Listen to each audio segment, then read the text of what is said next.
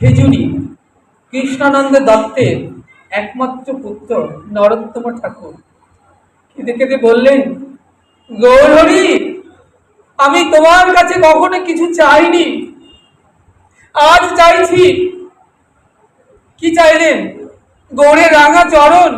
বললেন, না, গৌরের রাঙা চরণ ধরবো এমন যোগ্যতা তো আমার নাই। ওই রাঙা চরণ ধরতে গেলে যে যোগ্যতার প্রয়োজন হয়, আমার তো সে যোগ্যতা নাই। আমি জানো তোমার ভক্তের চরণ দুটি বক্ষে জড়ায় থাকতে পারি। আমি যেন ভক্তের চরণ দুটি বক্ষে জড়ায় ধরে হা গৌর প্রাণ গৌর বলে কাঁদতে পারি। আর কিছু পারি বা না পারি, আমি জানো হা গৌর প্রাণ গৌর বলে নয়ন জলে ভাসতে পারি। আর যদি ওই রাঙা চরণ পাই, তাহলে কি করবো জানো?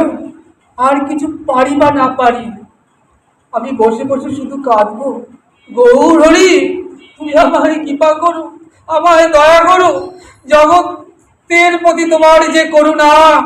আমি রইলাম পড়ে, আমি পড়ে রইলাম, আমায় তুমি কৃপা করো, আমায় তুমি দয়া করো গৌর হরি। গৌর প্রাণ গৌর বলে বসে বসে শুধু কাঁদবো, আর কিছু পারি বা না পারি, গৌর আমায় কৃপা করো, করুণা করো। তাই নরোত্তম দাস ঠাকুর বলছেন, ও মা, আমার জন্য ওই রাঙা চরণ দুটো রেখো। আমি কি করব জানো? আমি নয়ন জলে কেঁদে কেঁদে ওই গৌরের রাঙা চরণ দুটি ধোয়াই দেব। আমার তো অপরাধীর দেহ, অপরাধীর শরীর, তাড়াতাড়ি মা ধোয়াই দেব। অপরাধের তাপ লেগে নয়ন জলে যদি শুকায় যায়, তাহলে তো আর ওই রাঙা চরণ ধুইয়ে মুছানো হবে না মা। তাই মা তাড়াতাড়ি করতে হবে। গৌর হরি আজকে নরহরি ওই রাঙা চরণ মুছাই দেবে। কি করলেন? রাঙা চরণ নয়ন জলে কেঁদে কেঁদে মুছাই দিলেন। নরহরি ক্ষীর স্বরে নবনী মুখে তুলে দিলেন গৌরকে, আর গৌরকে বক্ষে জড়িয়ে ধরলেন।